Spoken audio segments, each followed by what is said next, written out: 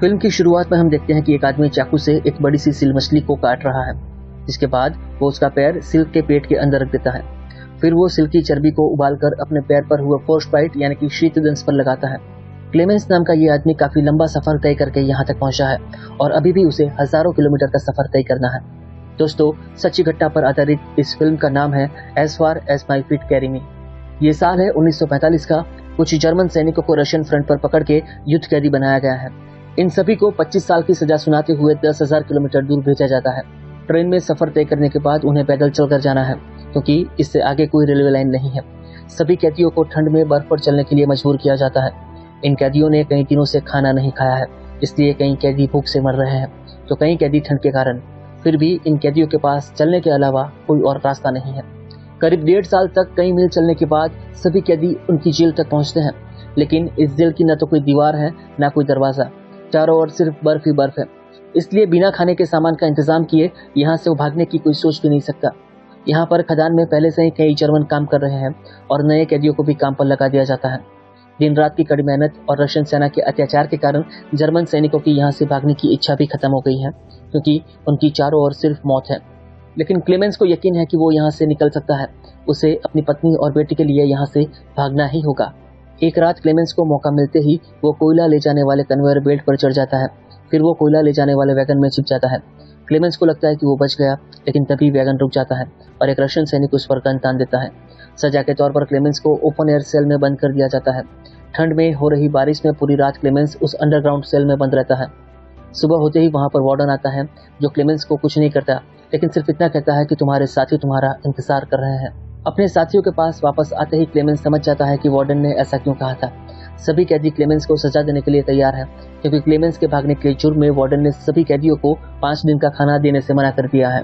कैदियों द्वारा पीटे जाने के बाद क्लेमेंस बुरी तरह से घायल हो जाता है, जिसे देखने के लिए वहां एक डॉक्टर आता है।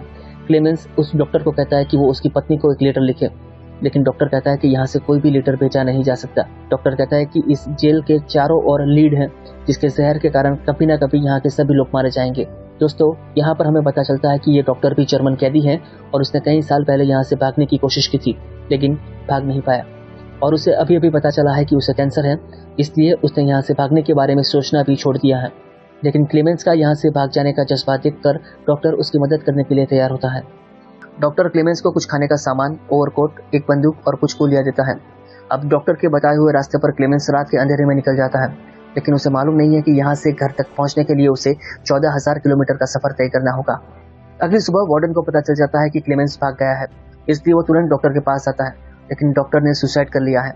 गुस्से में वार्डन बाकी कैदियों के पास जाके क्लेमेंस के बारे में पूछताछ करता है, लेकिन किसी को कुछ भी पता नहीं है। वार्डन अपने सैनिकों को क्लेमेंस को खोजने के लिए भेजता है। देखते ही देखते 5 दिन बीत जाते हैं। सर्च पार्टी आसपास का 100 मील का एरिया छान मारती है, लेकिन क्लेमेंस का कोई पता नहीं चलता। वे सोचते हैं कि क्लेमेंस इतनी ठंड में मर चुका होगा, लेकिन वार्डन को यकीन है कि वो जिंदा है। जेल से भागे हुए क्लेमेंस को 15 दिन हो चुके हैं। वो अब जेल से काफी दूर निकल आया है।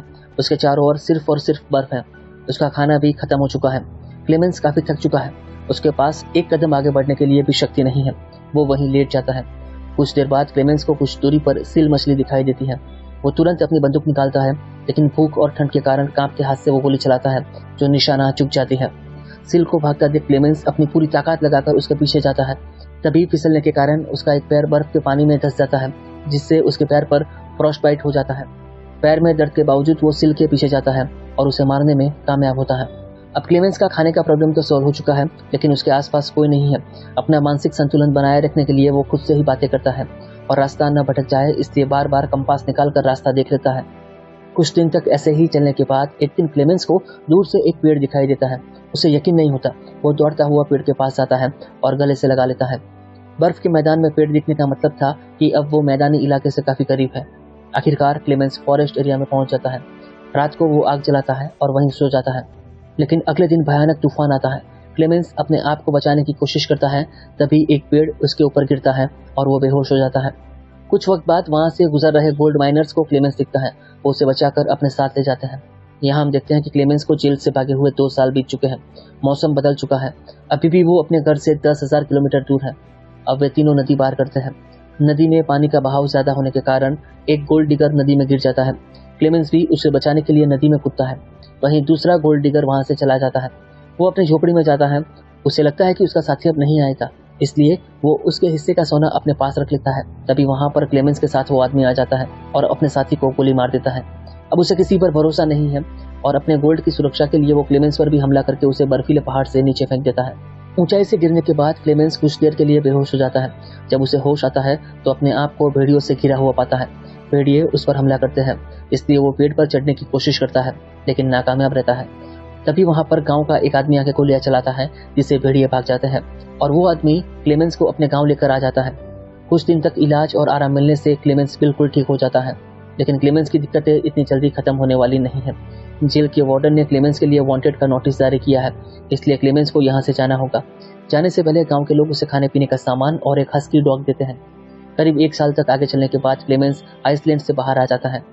जब वो मैदानी इलाके से गुजर रहा होता है तभी उसका कुत्ता एक लकड़े की फैक्ट्री में घुस जाता है। क्लेमेंस भी उनके पास जाता है। वहाँ के लोग क्लेमेंस को खाना खिलाते हैं और बताते हैं कि यहाँ से गुजरने वाली ट्रेन उसे चिता शहर तक पहुँचा सकती है। क्लेमेंस उनका आभार मानता है और ट्रेन में सवार हो जाता है। क्लेमेंस काफी खुश है क्योंकि वो जल्दी ही अपने घर पहुंचने वाला है। लंबे सफर के बाद ट्रेन एक स्टेशन पर रुकती है। जैसे ही क्लेमेंस ट्रेन के बाहर दिखता है तो वो डर जाता है।